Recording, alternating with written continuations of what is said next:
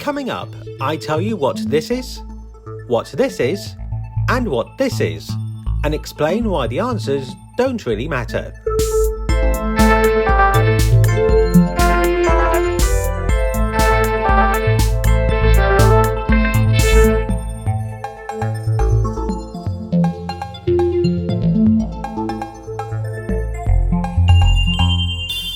Hello there.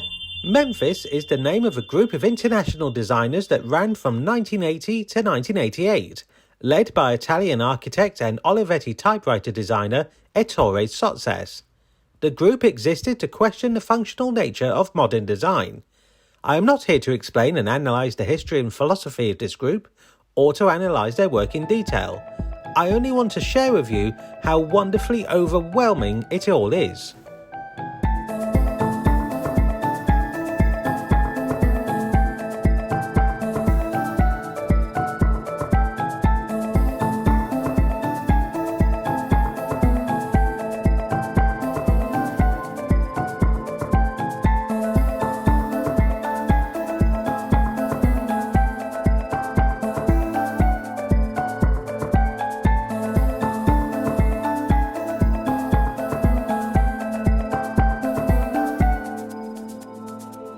In June 2021, I took a trip to the MK Gallery in Milton Keynes to view Memphis Plastic Field, a touring exhibition that gathered over 160 examples of furniture, textiles and glassware from across the group's timeline.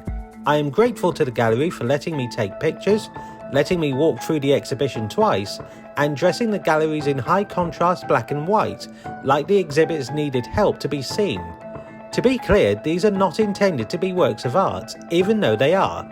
They are tables, chairs, bookshelves, lights and glasses, and were made to be used as such. It just so happens that the colours and designs that permeated the rest of the 1980s also came from everything you see. The first time I saw an item of Memphis Furniture was in Minnie Mouse's first TV special, Disney's Totally Minnie, from 1988, where one of their chairs is shown in a suitably multicoloured room. The curved shape of the chair had been burned into my mind since I was 5 or 6 years old, and there it was, just sitting there in front of me.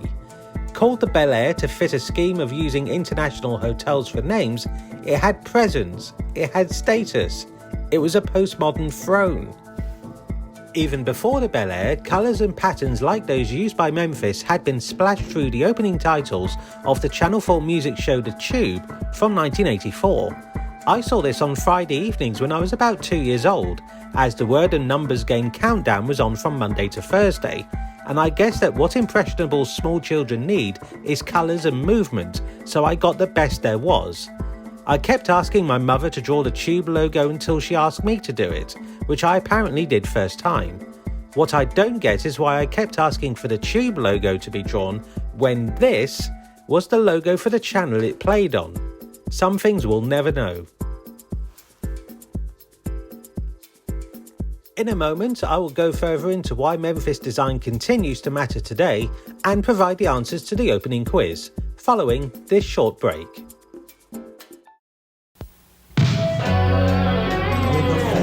Breakfast inside of you. There ain't no limit to what you can do. Be a one-man army as hard as they come, or play the fool and have some fun. Be the high school pinup who likes to play rough, or act real cool when the going gets tough.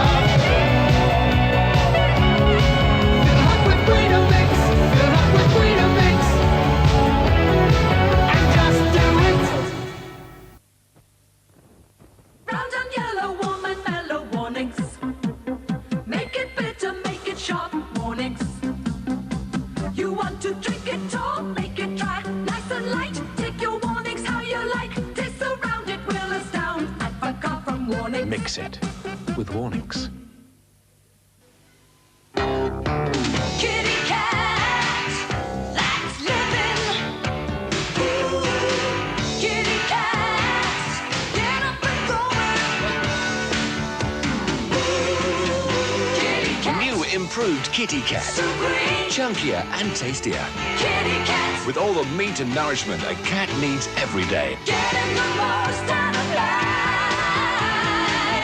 New kitty cat. Welcome back, and it's time to confirm what those Memphis items were from the beginning of the video. The first item was a teapot. The second was not a plate but an ashtray. And the bird-looking sculpture was a lamp. And yet, the fact these items had any sort of intended use really isn't the point. As I mentioned earlier, the Memphis group questioned the functional nature of design, and that included the nature of an item existing only for its intended use, and any need to be practical for that use. Once liberated from those needs, a designer can begin to play.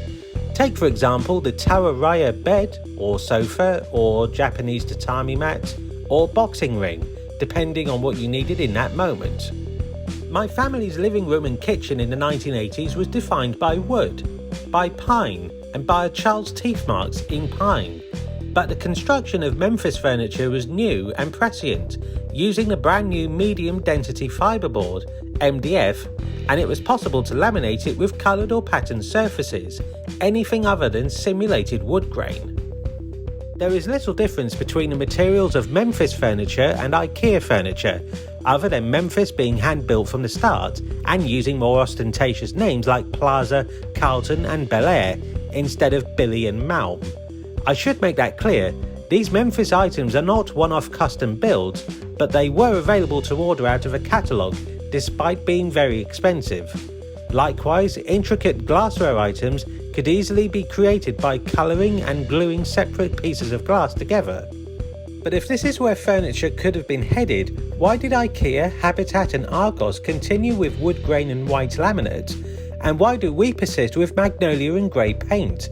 It is one thing for a room to make you feel cosy, but what if you want to feel elated, overwhelmed, challenged? Is furniture meant to do that? Am I supposed to not be hypnotised by my curtains? Can I admire my bedside table? It is all well and good taking the colours and patterns from Memphis and swathe your entire popular culture in it, but in doing so, it removed it from the context in which those colours and patterns originally appeared. It dazzled the public, but they didn't want to sit on it. It has made Memphis into a moment in history, a period piece, a museum exhibit. That doesn't feel good enough somehow. It has taken me over a year to work out how to present these pictures because I didn't want to present another history of something that people don't do anymore, carefully listing the names and years for future reference and manoeuvring it into a discussion on the defined historical period of postmodernist design and blah blah blah. Other people can do that this time.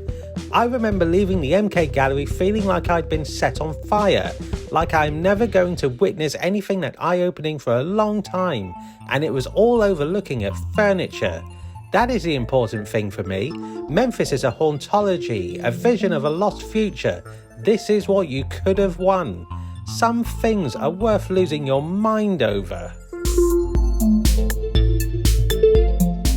Thank you for watching. If you would like to see more videos like this, please like, comment and subscribe. And as ever, the Nostalgia Culture Crisis continues at www.leighspence.net, the home of Dancing with the Gatekeepers.